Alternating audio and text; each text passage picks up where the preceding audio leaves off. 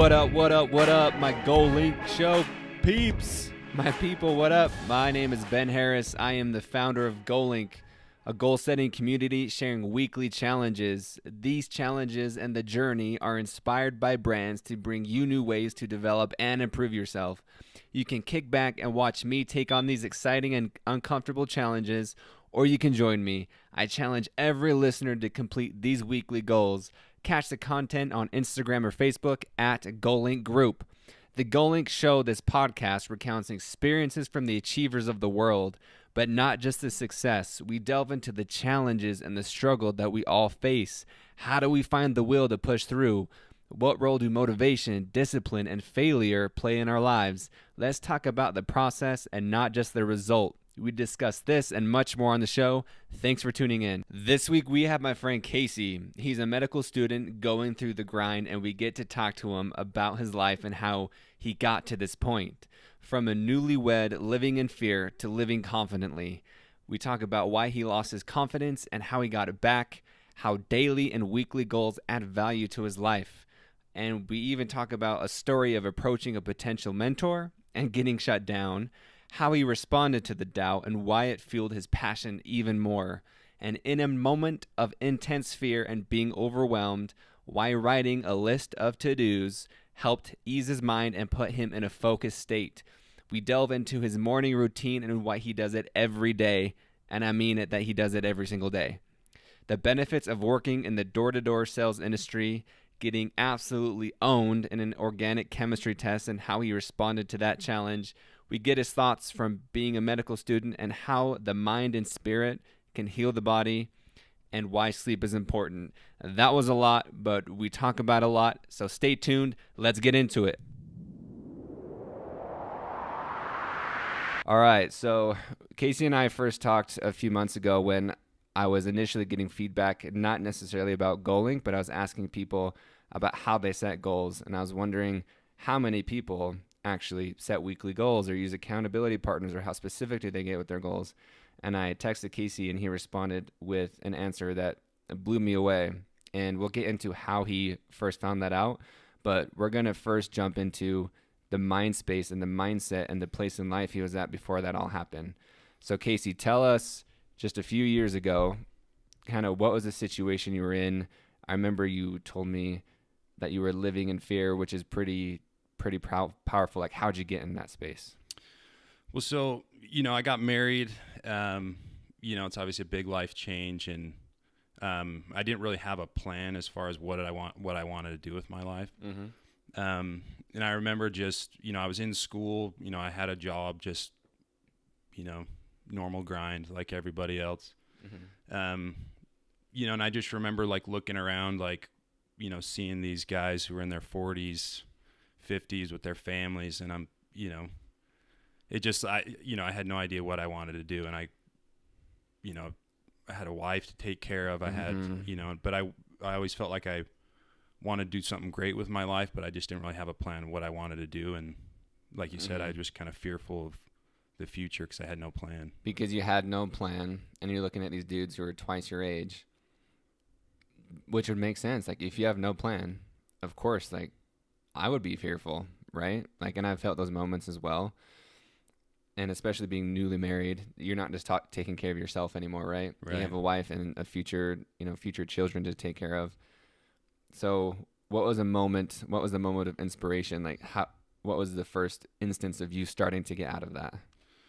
Well, so, I mean, I like anyone does, I started reading books. I started, listening to podcasts, looking up stuff on YouTube, just, trying to get my confidence back essentially. And, stumbled across some of Tony Robbins, Grant Cardone, mm-hmm. Just talking about like, the first thing that kind of jumped out to me was just their confidence. And like, they just wanted to destroy life, Yeah. And that's, I started setting goals. I started figuring out what I wanted to do, and, my confidence just, that I could do whatever I wanted essentially. I'd mm-hmm. grown up playing sports, and, that's a big, source of your confidence. You're working out, you're competing, that kind of stuff. And I wasn't doing that anymore. Although I played, a year of college basketball after that, it was kind of like, now what? And I just think my confidence that I could do whatever I wanted, just, as soon as I started, setting goals, listening to guys that had been super successful, that kind of just, lit the fire in me. Yeah, that's rad. How or why did you think you lost confidence? Because like we played high school football together, and like you were, I mean, of course, high school kids were probably not super in tune. Like, I think my friend's insecure or fearful, right? But Right. How did you lose the confidence if you did lose it? I think a big part of it was, like you said, like I said, I, played a year of college basketball. It was like I was always competing. I had people pushing me. And then, there's, you're essentially by yourself, without a team, without kind of a direction. And that makes sense. So you had the support and the system of, here, Casey, here's what you do. You come to practice at this time, and you need to work out at this time and eat this way. And you didn't have that anymore. Right. And so you had to decide for yourself. That's interesting. And these guys like Tony Robbins and Grant, like I think a lot of people, including myself, like, yeah, it's inspirational. But in the first episode, our friend Thomas said motivation is crap. Right. And it's so easy. It could have been so easy for you to just hear it and not take any action. So, like, how did you take action? Was it just a small goal? Like, why did you really decide to, okay, these guys are confident? And it's easy to compare yourself to someone who's double your age and has already put in that work. So why did you feel like I can do this too? Well, a big part of it was, I'd heard that, like, motivation only can do so much. And a big thing for me was, I can't remember what podcast I was listening to, but it was basically, talking about just finding your passion in life, something that you care about. And so, so for me, like I said, I didn't know what I wanted to do, but I knew I wanted to be passionate about what I do. Yeah, that's rad. And do you remember some of the first small goals you set that really took you and just started giving you momentum? Yeah. First it was, I had a goal, like, I'd been in college 2 years and I still hadn't declared a major. I was like, I got to figure out. So that was the first thing. I was like, I got to find out what I'm going to do, when I'm going to graduate, what I want to go into. And so it was, I remember I went and talked to, the pre-med advisor, just because, my dad's a physical therapist. I'd always kind of been interested in that kind of stuff. And, I remember that was the first thing. I was like, I got to figure out what I'm going to major in and kind of go from there. So how'd you figure that out? You just started messing around with different. Yeah. Pre-med, right? Yeah. So now you're in medical school. Do you know what specific field you want to go into yet? No, not yet. So future goal, figure out what field we're going into. Exactly. So we mentioned that you're in med school now.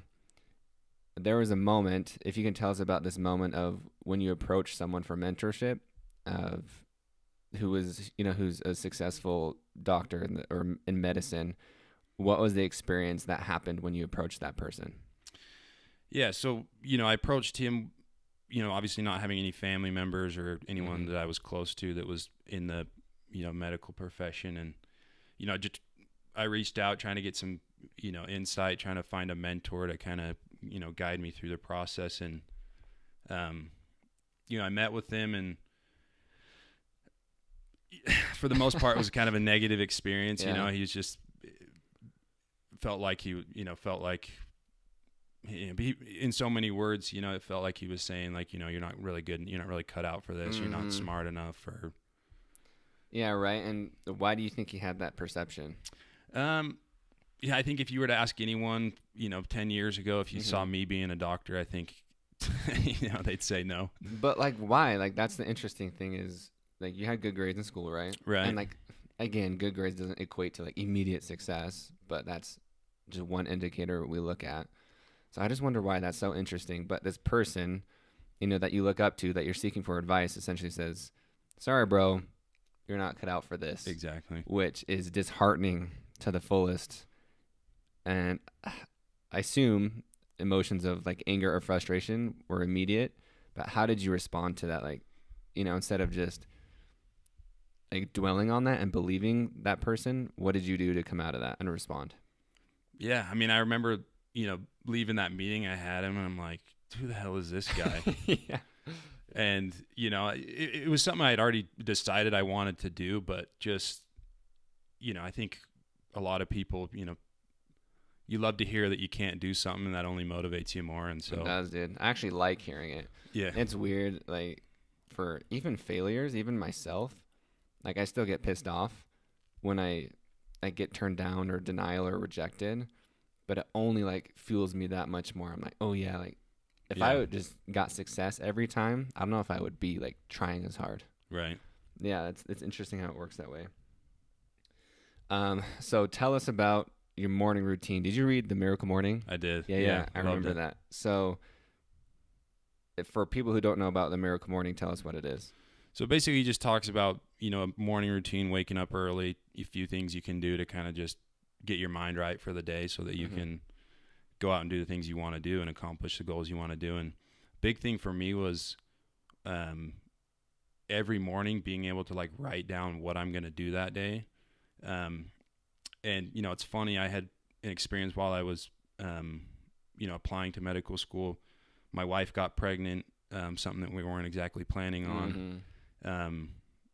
And so I just, it came down to, we had our kid, and he ended up spending some time in the NICU with a little bit of a heart issue. And, here I am. I had like a physics final and a biochemistry final, the Friday after he was born. I was trying to study for the MCAT. My wife, had an emergency C-section, so she obviously wasn't in any, condition to be, doing a lot around the house, taking care of the kid. And so it was, it was that time where I'm like, just, I'm stressed out, had no clue. To the max, man. And just seeing, these, although we had health insurance, but just seeing these bills rack up, and, I remember, like, I couldn't sleep. It was like, 4 or 5 in the morning, and I just started to write down, like, I need to get this done, like, just making these lists. And it just, like I said, that fear comes back of, like, I'm not in control of my life, and so I just remember sitting down, writing down all the things I needed to do that day, hour by hour, just to maximize my time. And, and I've done that ever since, where I wake up, it's what do I have to do? And I just think it gets my mind right. It's easy to get things lost throughout the day if you're not writing down, focusing on it. So did you read the book before you had your first? Yeah. So I'd read it before, and he, talks about, waking up early. And it's funny. He's like, the more you wake up early, the more excited you get to wake up early. And it is true, dude. It's weird. I never thought I'd be excited to wake up at 5, but I am. Yeah. Yeah. And I mean, he just talks about, writing in your journal, exercising, meditating, just doing those things that, set your day up right. So what's a typical morning look like for you? I usually wake up, about 7 o'clock. I shower and I go right to school. And that's where I sit down. That's where I do, my typical thing is I look down at my day. I see what I have to do, what I want to do. I write down my goals for the day. I get a little spiritual time in while I'm in the library. I write down, usually I write down, just 3 things I'm grateful for. It was something that I'd picked up, about a year ago. That's cool. That's cool you do that at school. I didn't realize that. Yeah. Because for me, I do it at home, but it makes sense. Like, if you're going into a place where you're going to be focused, I like that. You're creating the environment. Like, how many, like, goals do you write down per day of, like, okay, I need to do X, or I need to study X hours, or? So usually I just do, I kind of break it down into 3 things, for the day. It's, first is, what do I need to cover? Like, what subjects do I need to master? Is there something from yesterday that I didn't understand all the way? And so it's like, I write down, I kind of have things I need to accomplish for school that day. Then I have my exercise goal. And then usually it's, one other thing kind of related to school, but, hey, reach out to this professor, apply to this leadership position, or, find a research gig for the summer, whatever. And how many days out of the week do you actually, like, do you do this every day? Every day. Yep. When was the last time you didn't do it? Last time I didn't do it? Can you even remember? Like, did you there's do some it? there's some Saturdays where I won't do it. Okay. Like if I don't have a test that Yeah. that Monday, I usually won't study a ton on Saturday. So there's some Saturdays I won't do it. Yeah. Okay. So I was thinking weekdays, but even Sundays you do it. So yeah, so Sundays is my time where I kind of get the big picture for my week. I write Mhm. down kind of the big things that are going on. That's dope. And you mentioned used to be living in fear, and you mentioned now you're living in control.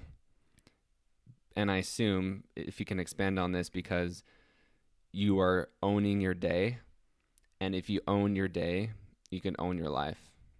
Is that kind of like how you look at it? Yeah, I mean, you know, it's hard to look down the road in 20 years, you know, but if you're, yeah, I mean, at least for me, it's like every day I'm just gonna work hard, and you know, I'm not worried about what might happen because you know, it's just given me confidence throughout the years to be able to sit down, write out what I'm gonna do, and then do it. Yeah, and I think everybody, if the people listening aren't already having a morning routine or setting daily or weekly goals, it it sounds like ideal, but really just focus on the day, focus on the week, set realistic things and plan it out. And you told that awesome story of feeling overwhelmed. I can't even imagine that myself personally. And just planning it out of, okay, I need to do this and this. Like, did you immediately feel, I guess, a sense of peace after that because you could see it's more accomplishable, like you could accomplish it? Yeah, definitely. Okay. And before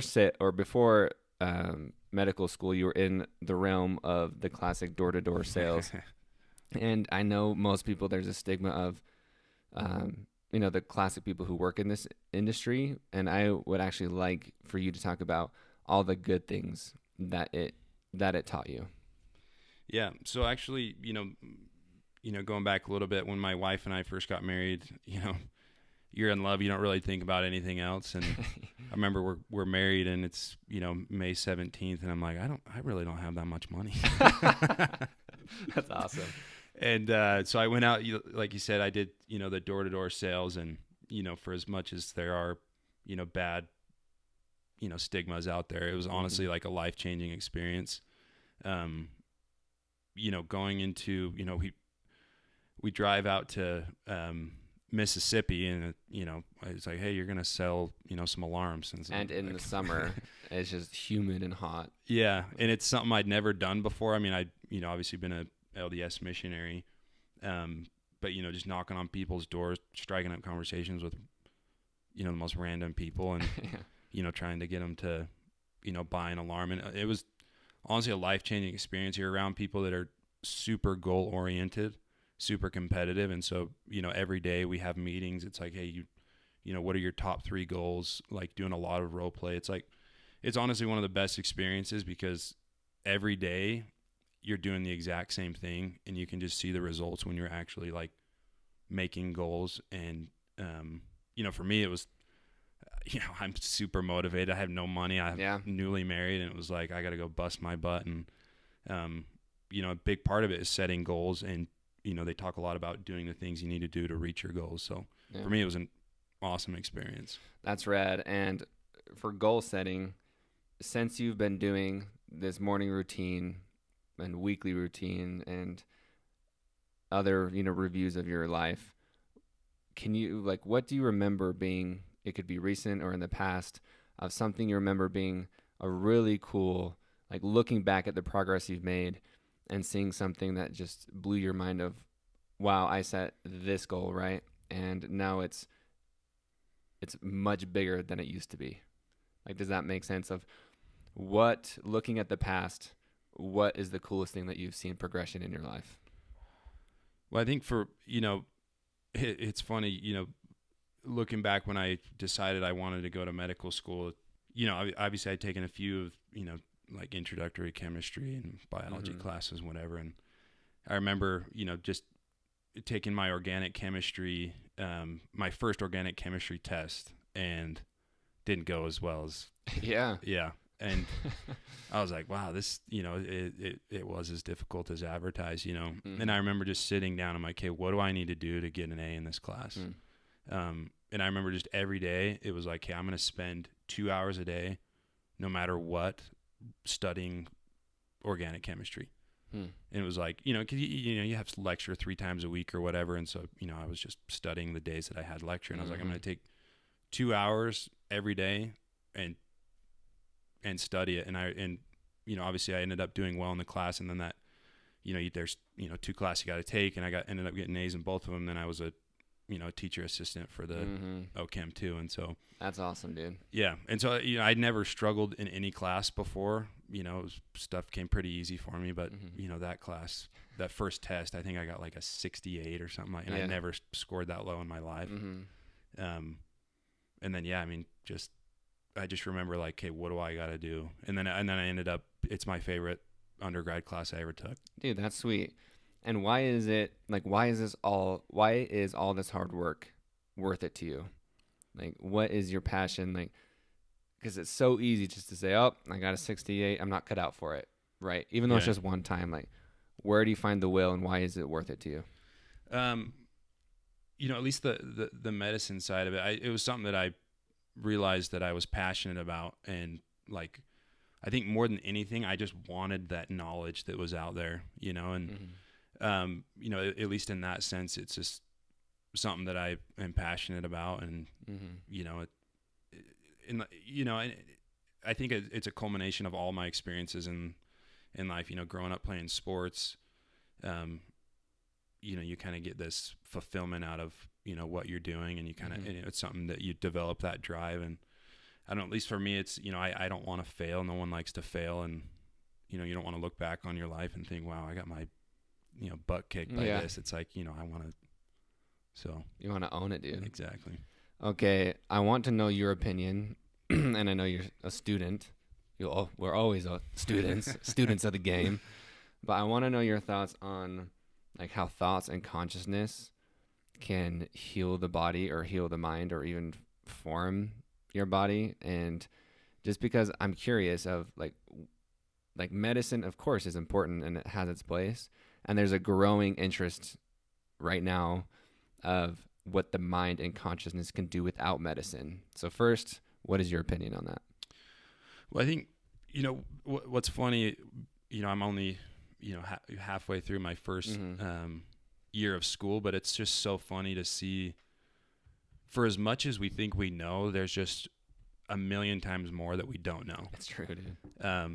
And so for sure, I mean, I think, your body, your mind, spirit's a unit, right? Your body and your mind aren't separate, they're connected for sure. And I think, I think any person that's, has an open mind, I think for sure there's, the power of the mind is huge. I mean, it's like, how can you say that, your will to be successful in life can't translate to, your will to, have a healthy body. That's a good point.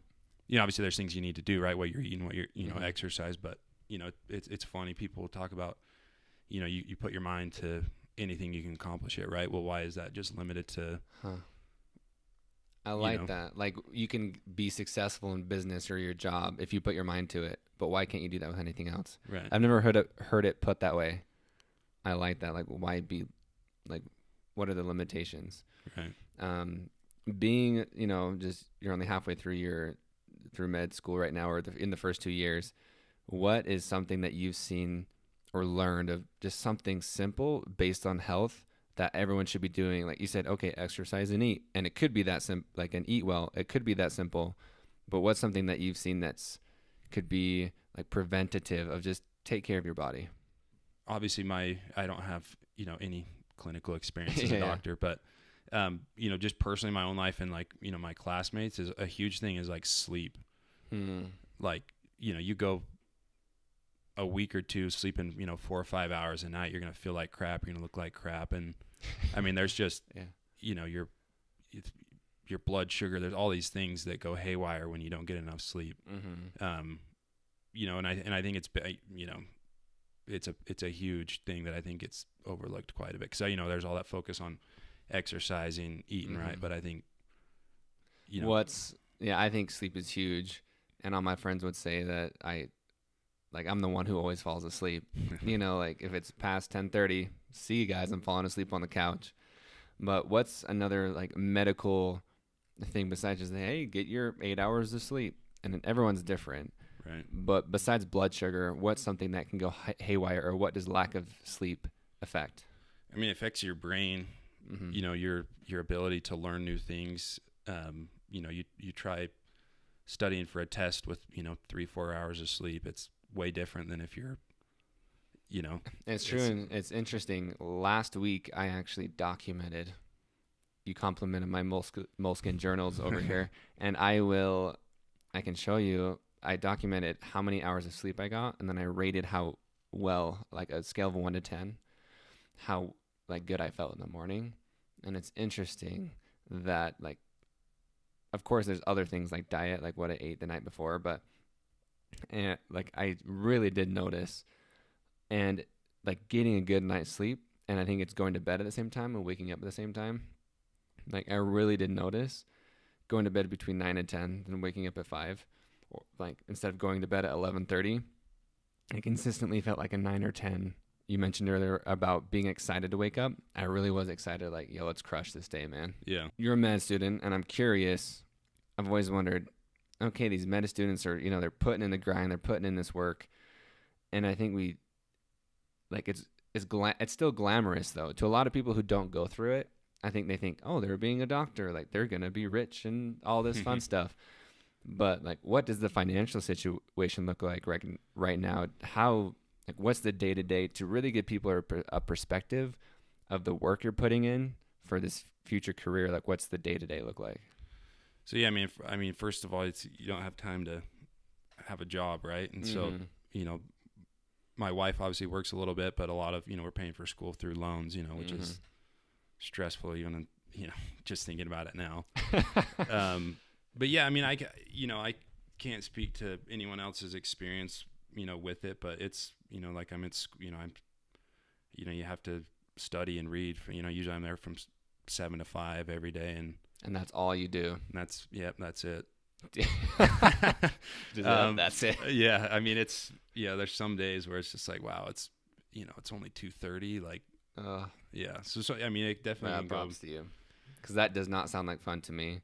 But you found something that you're passionate about, and even something that you love, and you can see where it's getting you. It's still freaking work, man. Yeah. Like, just straight up reading. Good for you, dude.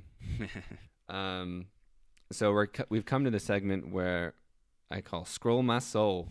And it's where I leave notes in my phone of things I've learned or been inspired by, I've heard someone talk about from what I've read, etc.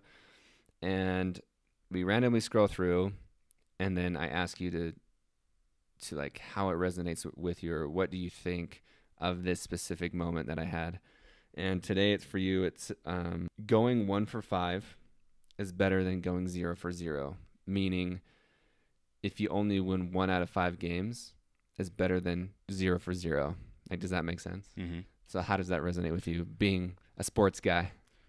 Shoot or shoot. Shoot or shoot, yeah.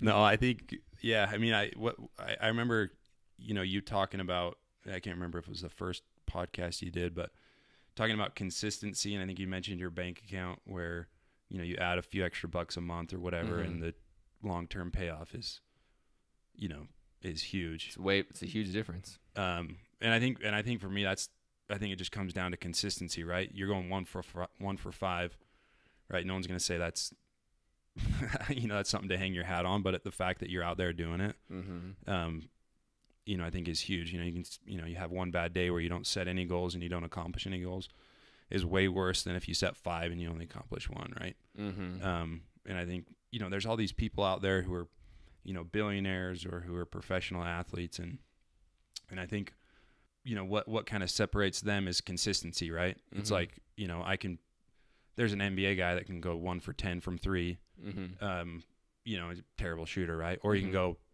10 for 10, right? But what makes people great is consistency, right? Steph Curry's not good because he made, you know, 10 threes in a game. It's because he, you know, every single night in and night out.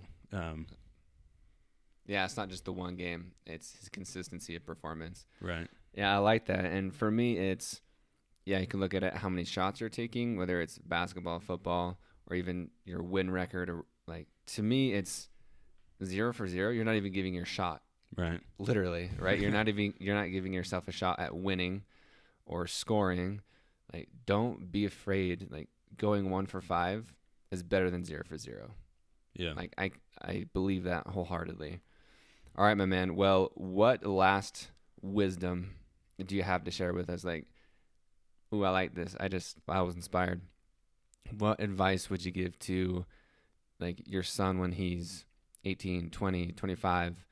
Like, what's just like one piece of advice that you would give that was just that golden nugget? I think, it's funny. I actually think about that quite a bit. Like, Mm-hmm. as I have a kid, like what am I going to teach him? Yeah. But, if I were to give him one piece of advice, find what you're passionate about. Obviously it's cliche, but, I was there. Like, I had no idea what I want to do. I had tons of different interests, but I would just say find what you're passionate about and then just go for it. I think if you too, you've done a lot of different things, with your, music and with, this that you're starting up. It's like, you're not afraid to follow what you want to do. It doesn't matter what people think. It's just, you're passionate about it. You want to do it. Just go do it. Yeah, just freaking do it, man. Okay, cool. Well, Casey, thank you so much. I appreciate you're up in Utah for Thanksgiving, and I know it just snowed, so I know you don't miss it compared to being in Arizona. But for real, thanks for spending the time with me, when you have limited time with your family and friends. So thank you, sir, for being on this. I really appreciate it. Yeah, thanks for having me. Adios. Thank you all for tuning in this week.